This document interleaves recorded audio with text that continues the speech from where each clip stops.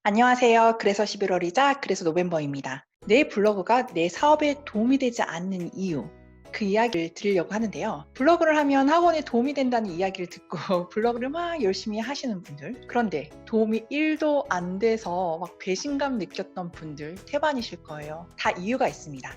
제가 그 이유를 지금부터 차근차근 풀어드릴게요. 잘 들으세요.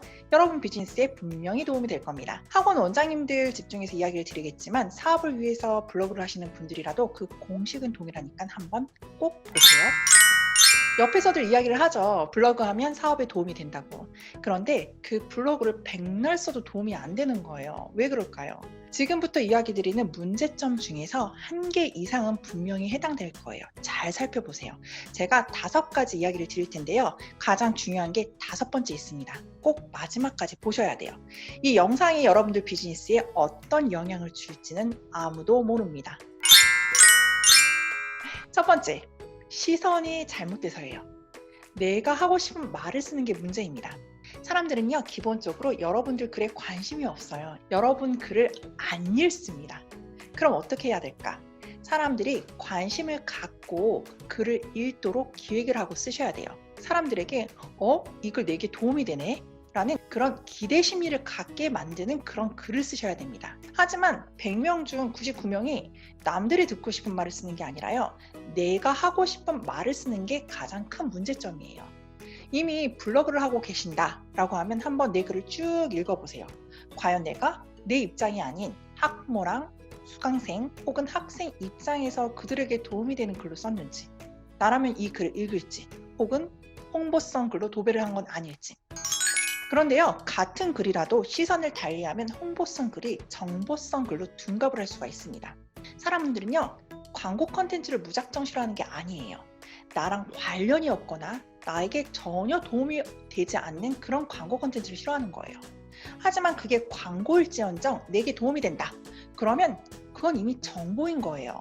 그런데 문제는 사람들이 이게 내게 도움이 되는 그런 정보인지 모를 때도 있습니다. 그래서 여러분들이 친절하게 알려줘야 돼요. 지금 내가 쓰는 이 글이 남 일이 아니라 당신과 관련된 것이다 라는 것을 그들에게 각인시키는 겁니다. 즉, 공감과 관여를 일으키게 하는 거예요. 그래서 여러분들이 글을 쓰실 때 꼭 처음에는 왜 이 글을 당신이 읽어야 되는지에 대해서 명확하게 목적을 밝혀야 그들이 읽습니다. 예를 들어서 A 원장님 케이스를 이야기를 드릴게요. A 원장님은요, 아이들 성적을 올려주는 자신만의 아주 특별한 수학학습법을 가지고 있어요. 너무 자랑스러워요, 이 수학학습법이. 그래서 학부모들에게 이 수학학습법의 우수성을 알리기 위해서 아주 정성스럽게 포스팅을 했어요. 열심히 하우에 대한 이야기를 썼습니다. 엄마들이 관심이 있을까요? 무슨 얘기인지 몰라요. 잘 읽히지도 않아요. 그리고 내가 이걸 왜 읽어야 되는지도 몰라요. 이유가 없어요. 남 이야기거든요. 홍보성 글로 인식이 됩니다. 근데 같은 컨텐츠인데 이걸 이런 식으로 이야기를 포장을 하는 거예요. 혹시 중1 학부모님이세요? 초등학교 때 잘하던 수학 왜 중학교 가면 무너질까요? 혹은 아이가 수학을 싫어해서 걱정이세요? 지금 잘해도 이거 놓치시면 아이 수학 곧 걱정하시게 될 거예요.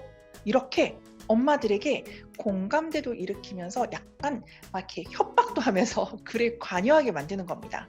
그리고 나서는 내 학원의 학생들이 얼마나 수학을 좋아하는지, 얼마나 수학을 잘하는지를 이야기를 하는 거예요. 시작부터 무작정 내 수학학원의 학습법에 대해서 이야기를 하는 게 아니라 먼저 사람들에게 이 수학학습법에 대해서 관심을 갖고 읽어야만 하는 그런 타당성을 그들에게 알려주는 거예요. 양몰이를 하는 겁니다. 그러면서 그 결과 이거는 당신의 자녀도 가져갈 수 있는 그런 결과야 라고 하면서, 그렇게 되면 이 학습법에 대해서 이 원장님 설명하면 이 엄마들이 어때요? 학부모들이 관심 보면서 읽게 되겠죠. 아, 이렇게 해서 이런 결과가 가능한 거였어? 이런 식으로. 이 학원은 도대체 어떻게 했길래 그게 가능한 거지? 이런 식으로요. 글을 읽어나가게 됩니다. 두 번째는요, 안정감이 없어서 그렇습니다. 사람들은 예측 가능한 전개를 좋아해요. 우리가 돈 내고 영화를 본다. 혹은 시간 내서 드라마를 본다. 근데 연기성도 없고 앞뒤가 안 맞고 전혀 논리적이지 않고 전개가 이해가 안 가. 짜증나죠. 그러면 블로그 글은 어떻겠어요? 더 심하겠죠. 글 내용이 명확하지 않고요. 막 이것저것 얘기하고 여기 갔다 저기 갔다 막 하면 머리가 아파요. 이해하느라. 따라가질 못해요. 저도 원장님들 코칭을 엄청 많이 하는데요. 코칭하다 보면 이 원장님이 무슨 이야기를 하는 거지? 도대체 알지를 못해서 공부하듯이 읽을 때가 있어요. 그러면 저도 머리가 아픕니다. 근데 또 보면 나름대로 원장님의 어떤 흐름과 논리가 있어요. 근데요, 여러분들의 흐름과 논리는 남들이 따라가지 못해요. 왜? 이건 내 흐름과 내 논리잖아요. 다른 사람은 타인이고 친절하게 안내를 하면서 내 흐름과 같이 갈 수 있도록 가이드를 해야 돼요. 글을 쓸 때 요령이 있습니다. 여러분들이 이것만 지켜도 반은 성공을 합니다. 첫 번째는요, 소제목을 한번 활용을 해보세요. 소제목은 일종의 이정표 같은 거예요.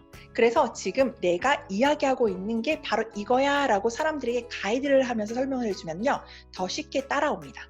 그리고 긴 글도 읽을 수 있게끔 해주는 그런 힘을 갖게 돼요. 두 번째는요, 두 갈식으로 쓰세요. 먼저 본론부터 이야기를 하고요, 그 다음에 설명을 넣는 겁니다. 대부분이 먼저 하고 싶은 얘기를 막 이만큼 쓰고요, 그래서 하면서 이제 결론을 넣었습니다. 사람들은요, 인내심이 없어요. 그러면 끝까지 읽지 않아요. 먼저 답변부터 결과부터 이야기를 하세요. 세 번째는요, 한 가지 목적으로만 쓰는 겁니다. 한 개의 글에 모든 내용을 다 담으려고 하지 마세요. 읽다 보면 삼천포로 빠집니다. 나름 원래 목적과 관련이 있기 때문에 이 설명을 쓰는 거다 할지라도요, 균형이 맞지 않는 경우가 있어요. 우리가 영화에서도 보면 어떤 캐릭터가 비중이 크다라고 하면 스핀오프에서 영화 또 다른 영화 나중에 상영하잖아요. 그런 식으로 블로그를 또다시 발행하면 돼요. 한 글에 모든 것을 다 해결하려고 하지 마세요. 하나만 담으세요. 하나만 잡는 겁니다. 마지막으로는요, 짧은 문장으로 쓰세요. 문장이 길면 머리가 아파요. 어떤 게 주어고 목적어고 동사인지 막 해석하면서 읽어야 되고요. 그래서 이 문장이 왜 이게 뭐지? 라고 싶어요. 멋진 문장보다는요, 이해하기 쉬운 짧은 문장이 100배 효과적입니다. 세 번째, 편집에도 여러분 문제가 있습니다. 여러분 그런 책 있죠? 책 이거 되게 고전이고 정말 좋은 책이라서 막 읽고 싶은데 안 읽혀. 편집이 너무 읽기 힘들게 빽빽하게 되어 있어. 그럼 어때요? 잘 읽혀요? 아니죠. 블로그 글도 마찬가지예요. 더군다나 책은 종이로라도 되어 있죠. 블로그는요, 휴대폰으로 보는 사람들이 대부분입니다. 더 가독성이 떨어지겠죠. 잘 읽히게끔 편집을 해주셔야 됩니다. 보기에 예쁜 떡이 맞는 것처럼요, 블로그 글도 잘 편집된 글이 눈에 쏙쏙 들어옵니다. 보통 전환을 일으키는 글, 즉 사람의 마음을 움직이는 글은 어느 정도 분량이 있어야 돼요. 이게 원칙은 없지만 저는 그래도 1000자 이상은 돼야 되지 않을까? 1000자 정도면 A4 용지로 했을 때 한 3분의 2 정도라고 생각하시면 돼요. 공백 포함해서. 그런데 문제는요, 이렇게 또 긴 글은 사람들이 읽기를 싫어해요. 그래서 우리의 미션은 이 길어서 읽기 어려운 글을 사람들이 읽게끔 만들어야 합니다. 제가 편집 측면에서도 몇 가지 요령을 알려드릴게요. 앞에서도 이야기를 한번 드렸는데요, 소제목을 활용해 보세요. 긴 글도 정리를 해가면서 넘어가면서 읽히도록 해줍니다. 그리고 컴퓨터상에서 여러분들 글을 쓸 때 3줄, 4줄 이렇게 문장을 쭉 연결해서 썼다. 그러면요, 되도록이면 그 다음에 한 줄을 띄고 그 다음 단락을 써주세요. 이렇게 컴퓨터로 3줄, 4줄을 쓴 글을 모바일에서 보게 되면 그게 모바일 화면에는 꽉 차서 보이게 돼요. 그래서 그 분량이 넘어가게 되면 스크롤을 하면서 모바일에서 봐야 되는데 내가 어디까지 읽었는지 놓치게 되는 경우가 많습니다. 이렇게 문단을 나눠주는 것만으로도 친절하게 그들이 읽기 쉽게 해주는 겁니다. 사진을 통해서 보이는 글을 써주세요. 글이 직감적으로 이해가 되면서 더 쉽게 다가올 수 있습니다. 블로그의 장점이기도 합니다. 활용해서 내 감정을 표현하는 것도 방법입니다. 참고로 저는 움직이는 스티커를 그닥 추천하지는 않아요. 내 글이 주인공이어야 됩니다. 근데 이제 움직이는 스티커를 쓰는 경우엔 너무 정신이 사납더라고요. PC에서 글을 쓰시는 경우에는요, 모바일 버전에서도 확인을 꼭 해주세요. PC상에서는 편집이 괜찮았는데 모바일에서는 되게 깨져서 안 좋아 보이는 경우도 있어요. 한번 모바일에서 확인을 해주시기 바랍니다.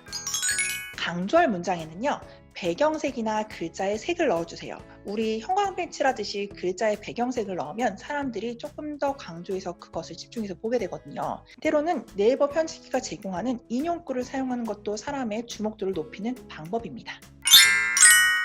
네 번째, 제목이 클릭을 부를 만큼 매력적이지 않아서 문제입니다. 아무리 좋은 글도요, 클릭을 하지 않으면 읽히지가 않아요. 물건을 사게 하려면 가게에 들어오게 해야 되죠. 우리는 블로그 글을 읽게 하려면요, 제목을 보고 클릭을 하게 만들어야 됩니다. 시선에 대한 공감에 대한 이야기를 하고 있는 거예요. 클릭을 부르는 제목 역시도요. 나의 시선이 아닌 타인의 시선, 즉 내 타겟의 시선에 맞춰 쓰시는 노력을 하셔야 됩니다. 카피라이터처럼 시적으로 쓰라는 이야기는 아닙니다.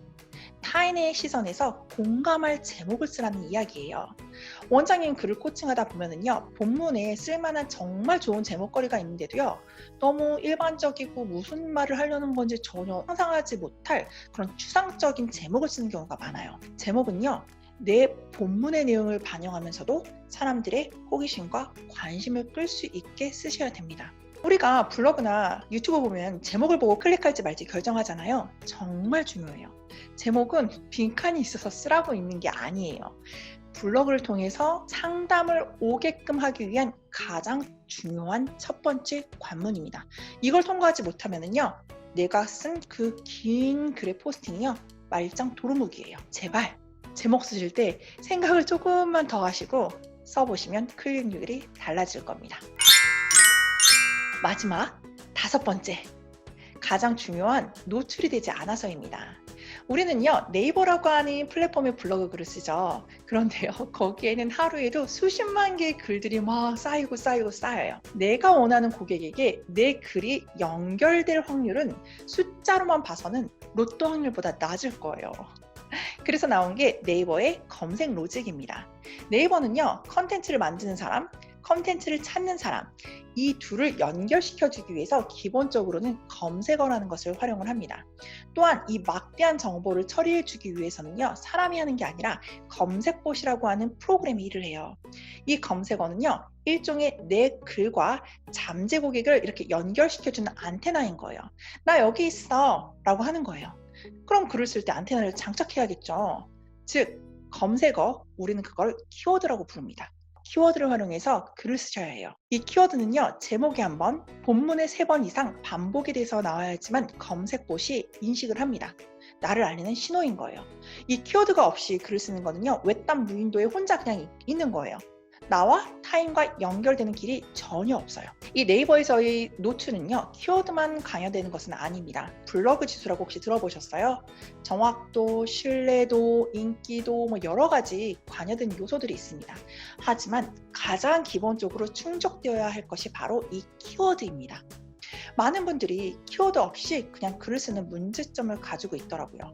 혹은 키워드를 쓰더라도요, 네이버에 대한 정확한 이해가 없이 하다 보니까 잘못된 방법으로 쓰고 있는 경우도 많습니다.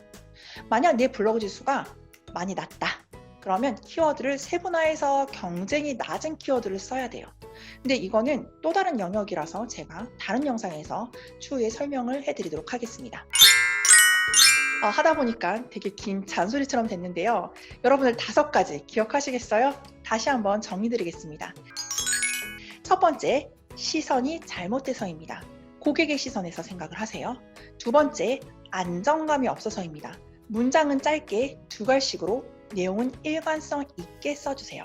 세 번째, 편집 문제도 있습니다. 보기 좋게 잘 다듬어 주세요. 네 번째, 제목이 클릭을 부를 만큼 매력적이지가 않습니다.